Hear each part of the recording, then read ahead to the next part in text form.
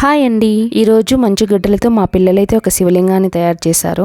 చాలా బాగా అనిపించింది, అందుకే వీడియో తీస్తున్నాను. ఏం లేదండి, ఇక్కడ చూపిస్తున్నట్టు 2 బౌల్స్లో వాటర్ తీసుకోండి, అలాగే ఒక గ్లాస్లో వాటర్ తీసుకోండి. వీటన్నిటిని ఒక 2-3 అవర్స్ ఇలా మంచుగడ్డలు కట్టేంత వరకు ఫ్రిడ్జ్ లో పెట్టేయండి. ఇక్కడ చూడండి, మా పిల్లలందరూ శివలింగాన్ని తయారు చేసి పూజ చేసేందుకు రెడీగా కూర్చుని ఉన్నారు. మా పిల్లలు అందరూ శివభక్తులే అండి. శివలింగాలన్నా శివుడన్నా చాలా ఇష్టం వీళ్ళకి. అయినా శివయ్యని ఇష్టపడిన వారు ఈ లోకంలో ఎవరైనా ఉంటారా?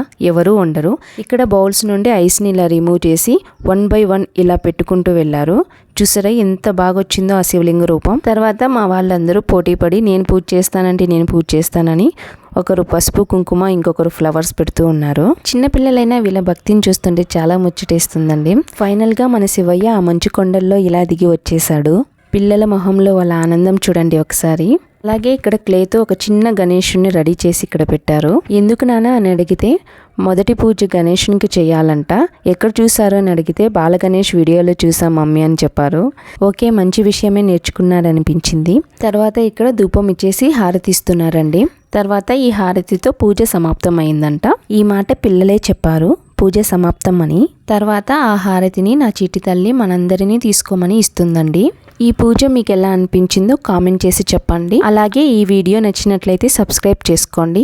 ఓం నమః శివాయ. Thank you.